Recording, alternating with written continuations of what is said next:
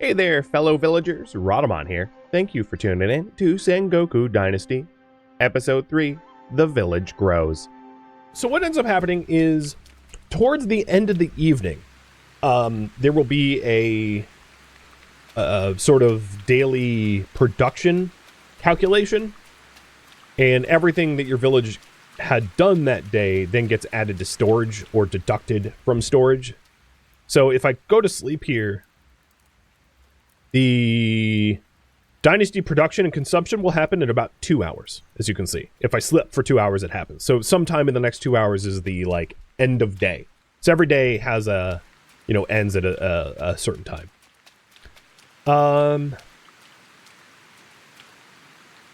Okay. What should I do next? I could work towards a quest. I could continue building up the village. I could beautify the village a little bit, add paths and the like.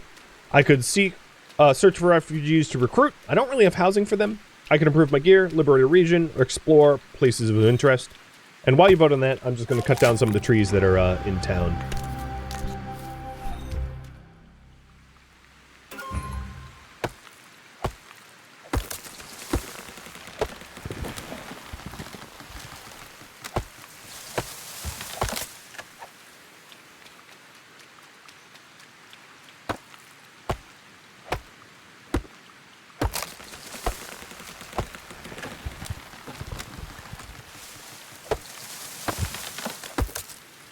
Alright, you guys, I think, want me to continue building up the village.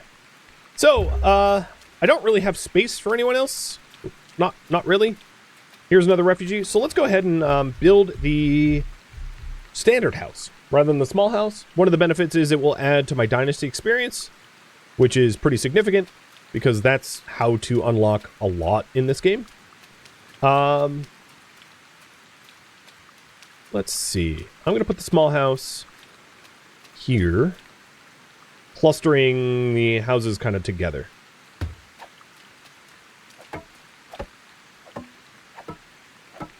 A small house can house up to 4 people, whereas the standard house, the small house 2. So with 4 people, I'll be able to offer most of the refugees that I've found so far a place to live, and then I will also include work for them as well. So it's worth noting that if we do end up recruiting more than 5 people, we will then be required to provide heating for them. The easiest way to do that is to have a lumberjack be able to cut trees for firewood. It's also worth noting that processed goods produce a lot more yield than simple goods. So what I mean by that is you can forage for mushrooms to feed your people, but making your mushrooms into meals is going to be a lot more efficient. Likewise, you can have a lumberjack cut firewood for heating, but turning the firewood into charcoal is going to be a lot more efficient. So, for a large village, you might need, let's say, 5 lumberjacks cutting firewood, or 1 lumberjack cutting firewood and 1 charcoal maker making charcoal. It's a lot more efficient to have complex goods, in other words. So to that end, as we are building up our village, we should set up facilities that make use of those process chains, those production chains.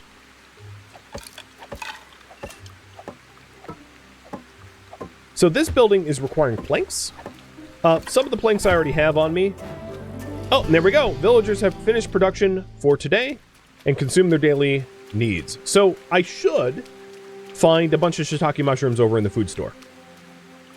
And there they are, 39 shiitake mushrooms, because we had used, I guess, 11 of them to feed our population, and then the remainder are left over.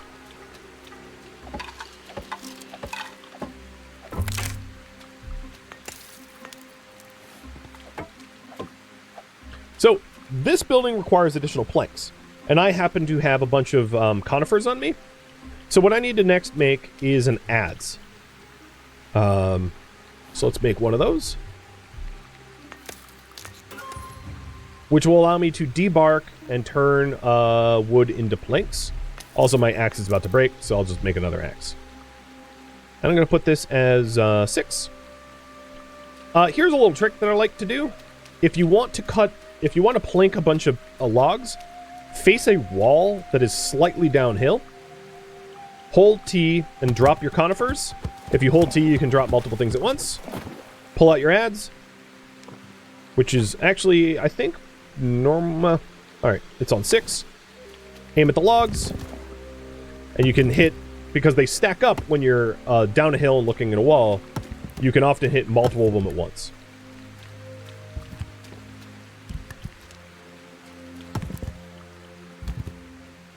And there we go. I have 27 planks as a result. So this house is going to look a little nicer than the last one because it's made of conifer planks rather than wattle walls.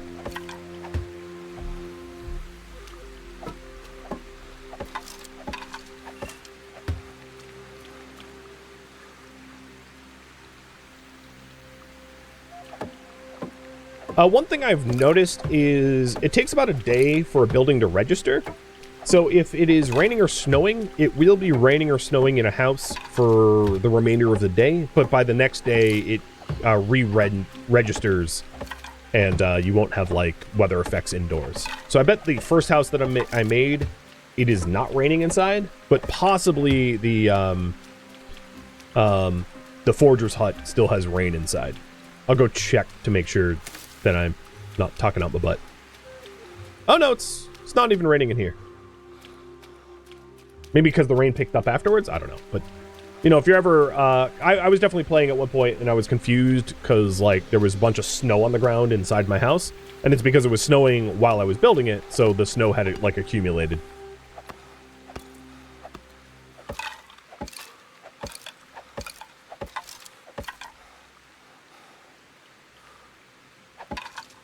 So 3 more logs and 8 more planks.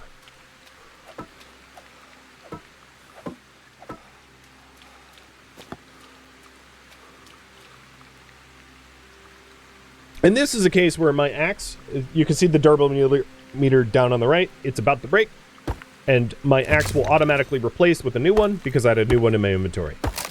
It's not so important for tools to have backups ready, but for weapons, yes, because going in your inventory, the game does not pause your inventory, so if you have to dig through your inventory to equip a new weapon, well, that's going to suck bad for you. So it's much better to have spares in your inventory, so that you have automatic replacements. Again, with that said, most tools will do some damage. They just aren't very good at it.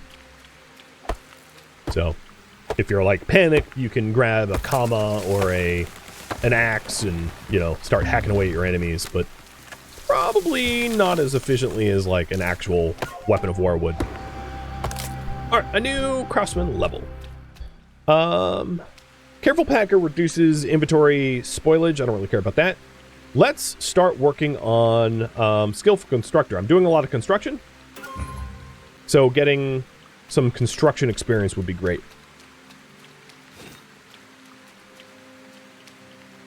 So let's try to use that trick again. Pull out the adds ahead of time, which is 6. Drop the logs. Oops, not the bark. Pick that back up.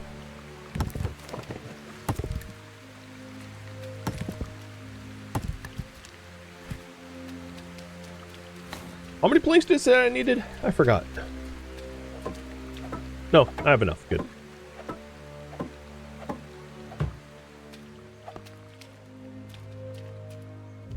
Actually, I'll leave the hearth in the middle. I will be packing the villagers in as many as I can, at least initially, while my levels are low.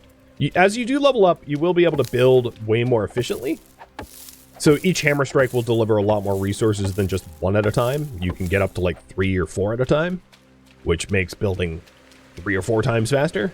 So everything gets a lot easier as you gain levels. You become much more efficient at those tasks. So knowing that I'm planning on shoving 4 bodies into that home, let's get 30-something grass.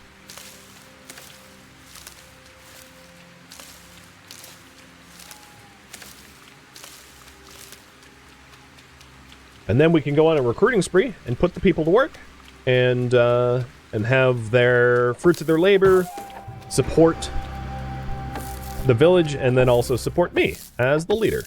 I also just leveled up to Dynasty level 4.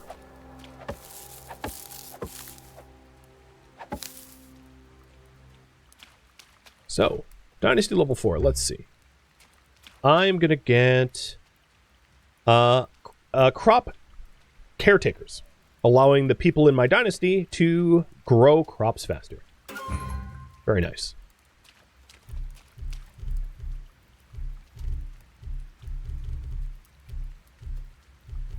Like I said, I wanted to add some additional beds. Oh, and we just unlocked a sleeping mat. So this is the next tier bed. Well, it would be if my hammer didn't break.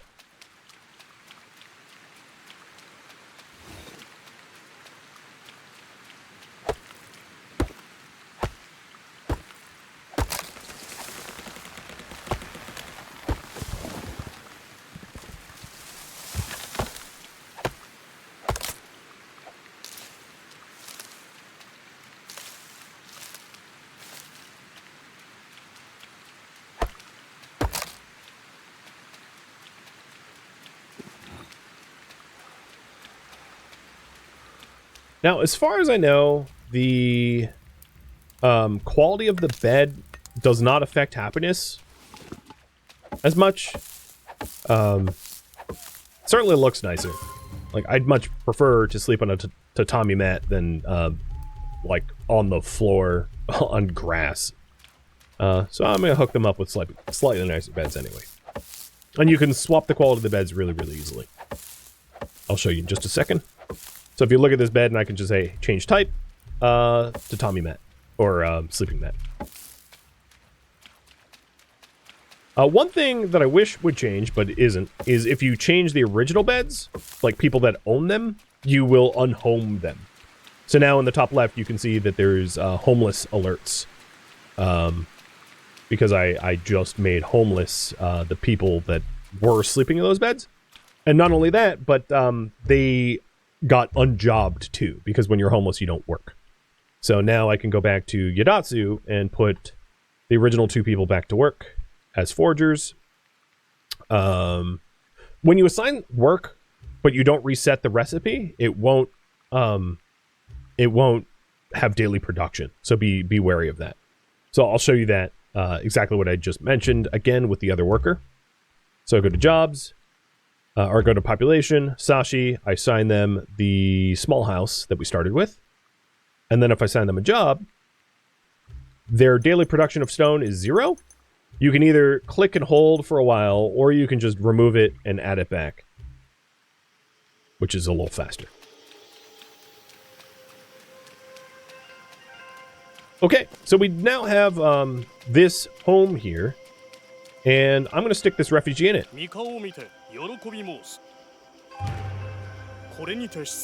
Actually, you know what I'm going to do? I am going to put him in the forager's hut. And I'm going to put, I'm going to add another forager station for him. Foraging is not a particularly, or you know what? When do we need water? Not yet. Foraging is not a particularly efficient way to get your food. Obviously, farming is going to be a lot better. We just haven't unlocked farming yet. So, foraging is good for when you just want, you know, a certain resource. Like berries, for instance, really can't be farmed. They're only really foraged. So, in the case of berries, it's useful to have a bunch of foragers if you're trying to make meals out of berries.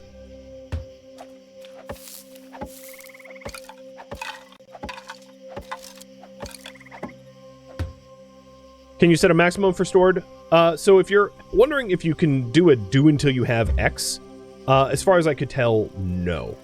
There's not like a do until you have a certain amount. With that said, you have infinite storage, so it's not a big deal to not have that. So we already have vegetables, shiitake mushrooms. I'm going to have the new guy collect wasabi, which is an herb. So different foods offer you different resources. What I'm going to do is I'm going to put a little campfire, like, right in front of the food store here. And the reason to collect a variety of food is when it comes to cooking, a vegetable meal, for instance, requires herbs and veggies.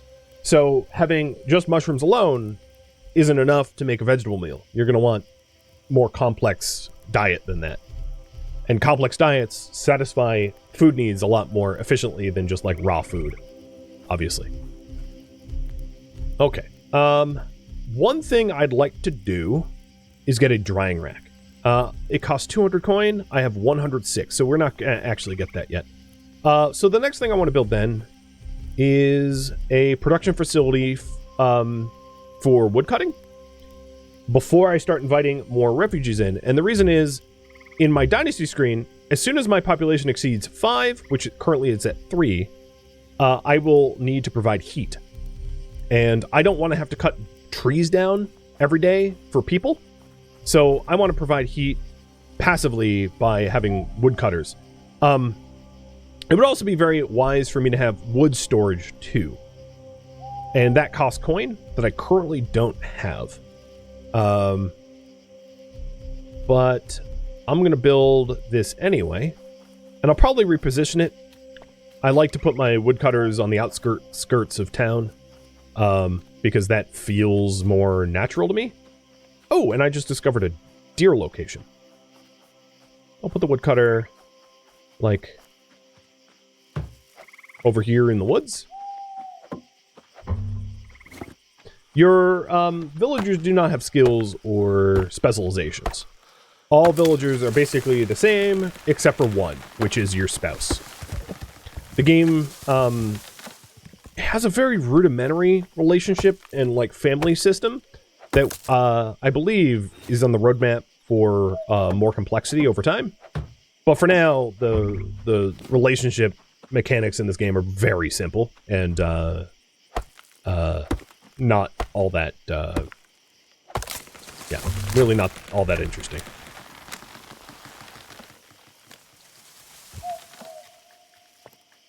Out of stone.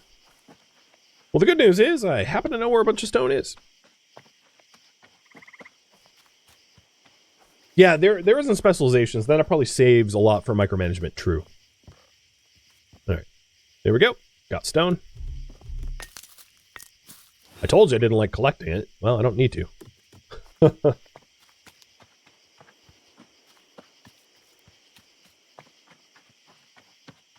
Wasabi on boiled eggs is amazing too. That sounds really good. I definitely down for that. Unfortunately, there's not a lot of good sushi around where I live. I have to travel for it. But we'll travel. It's worth it. I know I will need to eat soon. I'm not too worried just yet. The one thing I wish is, I wish the glow of the ghost buildings would just tone down a bit during night, because it, like, blows out my eyeballs. But I couldn't find anywhere in the graphics options to have it chill the hell out.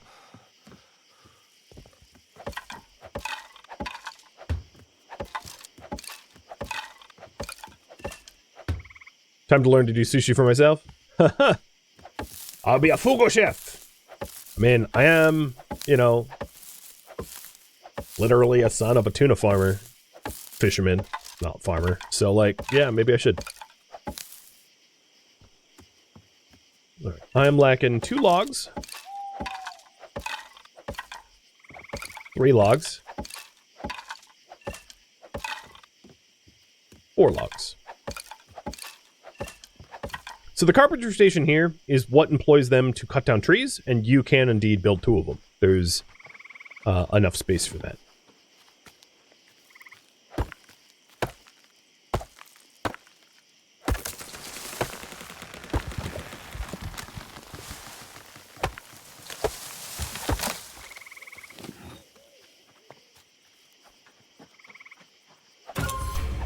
Carpentry station done. And literally as I do that, I break my hammer.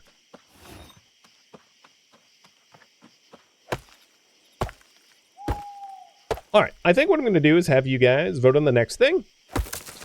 If you want me to go ask Tatashi's sister, Sayori, to join us, we can do that. That would be working towards a quest. If you want me to recruit more people to work, we could do that as well. I think what I'm going to do is Mr. Wasabi Collector. Actually, I'm going to... Yeah, Mr. Wasabi Collector is going to get replaced as a carpenter. And I'm going to have him cut down conifer trees.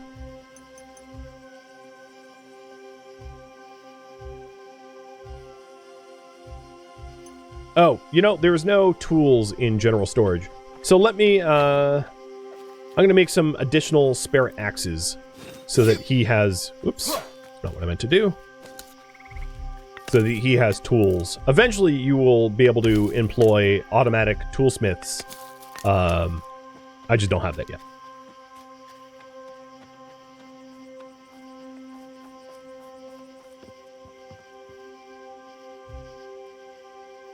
Now if I check his job, here you can see that he's using a stone tool. Stone tools aren't very efficient. If I had an iron axe or a steel adze or something, it would be a lot better. So the quality of the tools affects the quality of the work. With that said, foragers don't have tools, so foragers don't get bonuses from having nice tools. But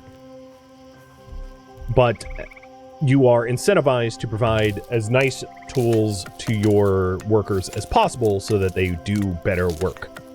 Yep.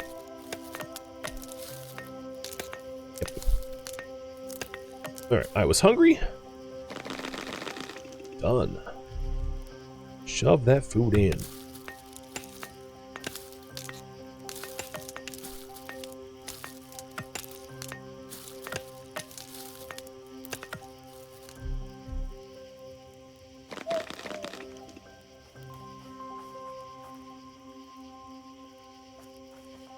And everything left I have on me, I can, better tools also have much higher, durability, yes. Yes, indeed. Okay, looks like you guys want to work towards a quest. So, ask Sayori to join. I'm sure I spelled her name wrong.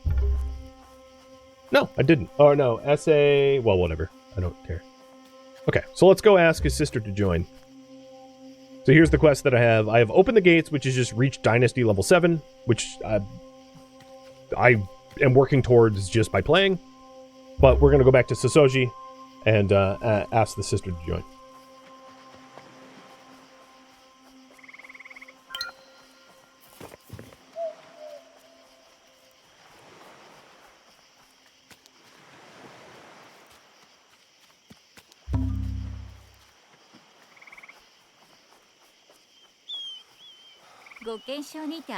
So Shishi said there's something I might be able to help you with. I have some ideas. For example, there used to be a bridge here, always busy with travelers and merchants coming to visit.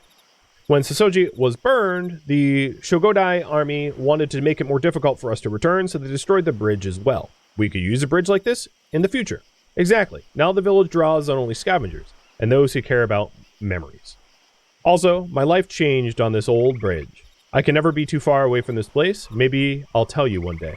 I can't rebuild the bridge alone. Listen, if you find me a place to live in your village, I will gladly join it.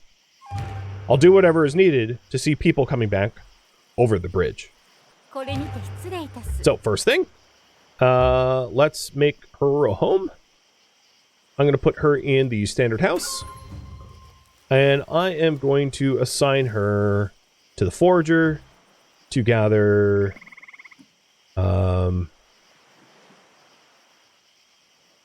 wasabi again. So the next part of this task is to rebuild the bridge.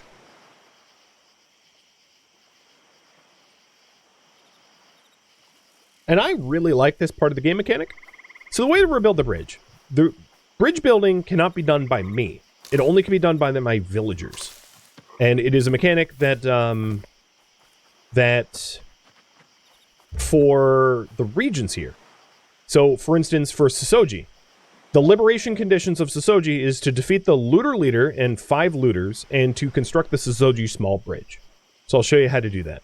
Now, our village isn't in Sosoji, so liberating Sosoji does give me benefits, but not to my own village. So the benefits of liberating Sosoji is it unlocks the copper adze, the copper hammer, the copper knife, the copper axe, the copper kama, and the copper pickaxe. And also, if my village was in Sosoji, it would allow us to collect copper with the villagers. But, you know, we're not in Sosoji, so that last bonus is moot.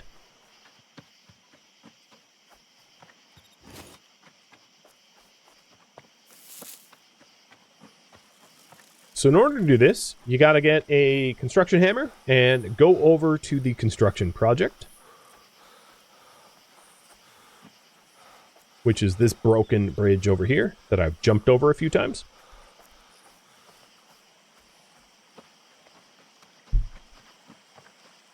Right click with the hammer. Oh, I broke my hammer. All right, so let's get a log then.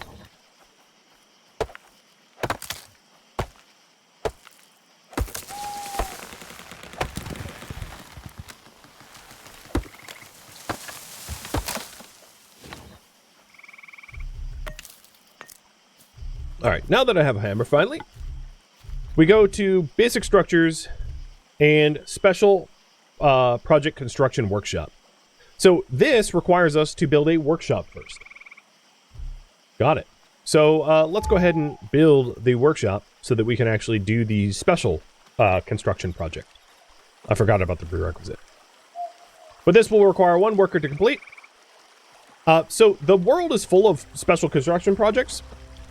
This whole region of the world has been war-torn and destroyed by feudal conflicts. So there's a lot of ruined things. There's ruined temples, ruined bridges, ruined lighthouses, ruined everything.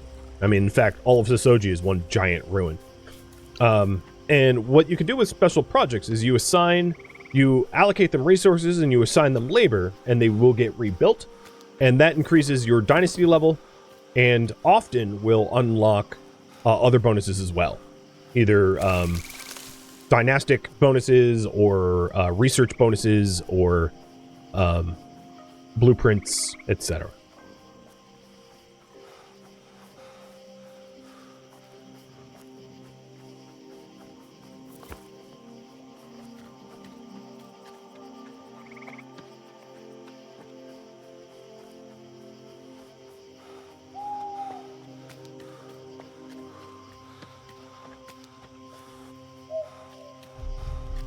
So, production buildings, workshop.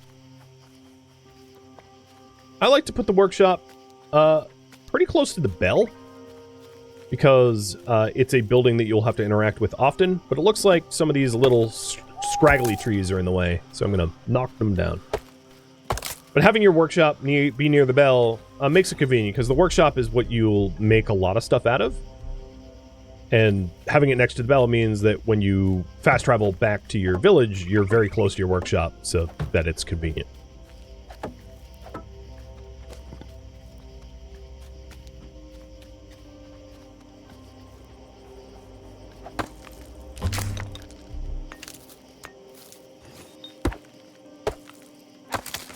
There also seems to be another refugee sitting around town that I might want to talk to.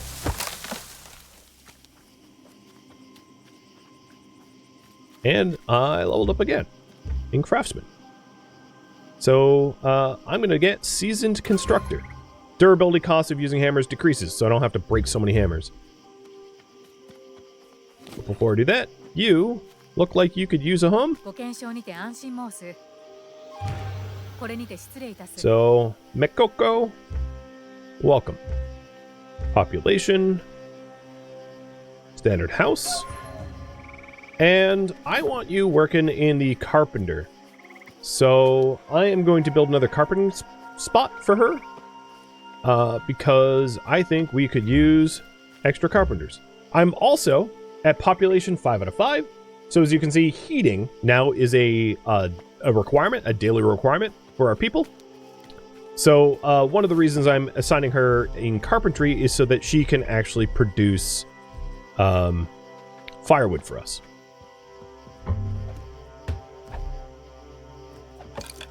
So here is a carpenter station. Done.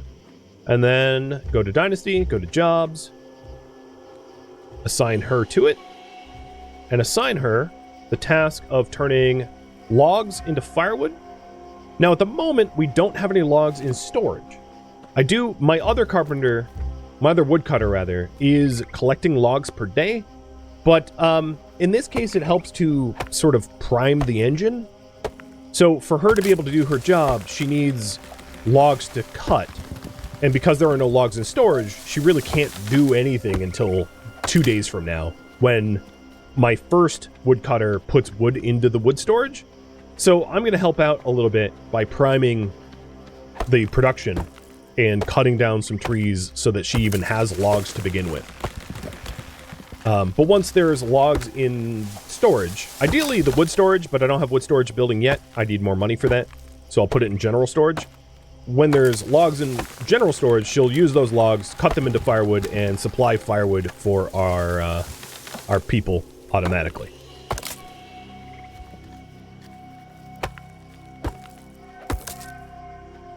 And if you want to make your own firewood, the small trees like these can be cut for firewood.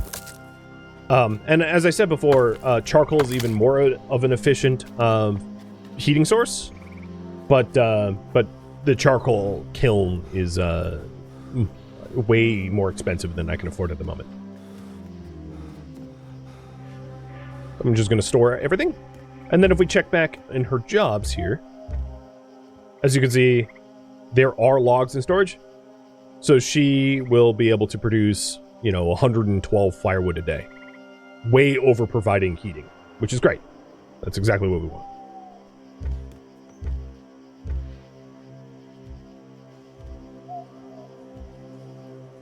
All right, back to building. And I think she could even use more logs.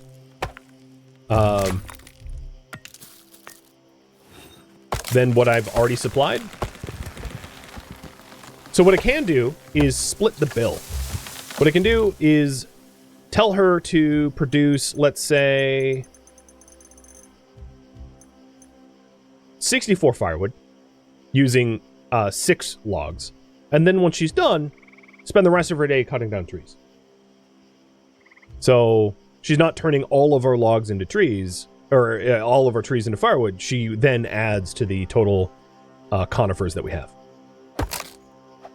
How many axes do we have in storage? I'm definitely gonna need more. Oh, did I let the tree roll down the hill? I cut it down and then tabbed out, and I'm pretty sure I just let it roll. Whatever, there's more trees. Don't worry, trees grow on trees, so there's plenty of trees around. Once I have this workshop that I'm building, I will be able to queue up making tools every day. So I soon will not be responsible for supplying the tools for construction. There also seems to be a point of interest that way, because there's a Torii gate over there.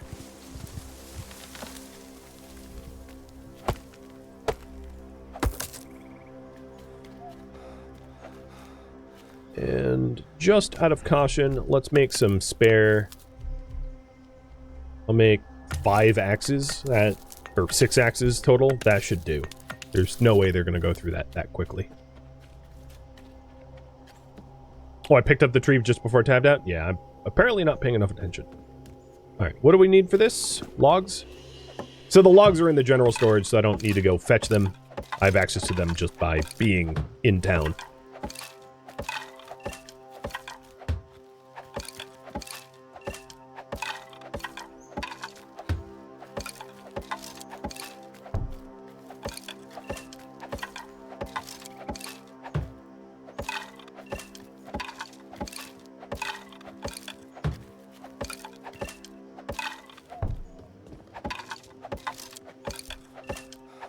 One of the other advantages of the woodcutter is you can turn... So I generally like to tell the woodcutters just to cut wood, except for the firewood. Because when you turn logs into... When you, the player, turn logs into other things, like planks, you will yield bark automatically. Whereas if I queue them up to make firewood, they aren't getting bark out of the process. So I will demonstrate what I mean. The act of plinking a log with an adze is when you debark it, you'll get bark out of it. But if I told them to make firewood automatically, they wouldn't get those yields. So debarking it gave me 5 bark. And then if I chop it up subsequently with like an axe to get firewood, I've now gotten bark and firewood out of the process, right? Bark, I planked some of it accidentally, but bark and firewood. Whereas if I just told them to get firewood, they skip the whole like getting bark part. So sometimes the player being involved in the process chain is more efficient than the AI alone, especially when there's byproduct. So if there's a byproduct good, there's cases where the player doing it themselves benefits. Also, I get experience for doing it myself. So for them collecting the trees, which is a rather mundane task that I'd prefer not to do for myself, there is, you know, less of a, you know, like I'm happy for them to do that. But then for me to then take all of the trees that they felled and turn them into planks will give me a lot of craftsman experience and is less boring, because what I can do is I can stack up a whole bunch of them at once and cut them all down to size all at once, very efficiently for a lot of experience. And the same can be done, and I'll show you in a moment, if I go over to the woodcutter's workstation, I can interact with the workstation the same they can and process logs that way too. Right, so I'm going to need a few more grass to get this done.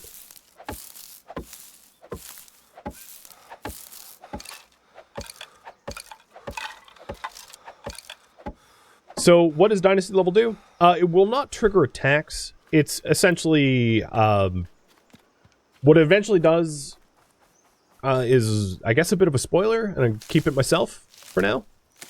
But it is not a periodic attack thing. Unfortunately. I very much wish that there was attacks in this game where you came under attack, because there is all of these defensive structures that you can build. Barriers and guard towers and everything, but maybe that's in the roadmap. I've only skimmed the roadmap and I don't recall its details. So if you want to go to the game's roadmap, perhaps that's in there.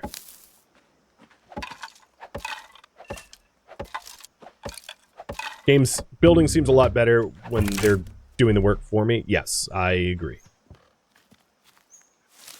And as our population grows, they will be able to outproduce me a lot. Like, for instance, a miner with a high-quality pick would be able to quarry up something like 250 stone a day. The amount of energy for the player to collect 250 stone a day? Mind-numbing. But the villagers? Yeah, they don't complain. They'll collect stone all day long. So, yeah, absolutely employ villagers doing mundane tasks. It's brilliant. Okay, I need stone for that. But that's the woodworking table. Very important.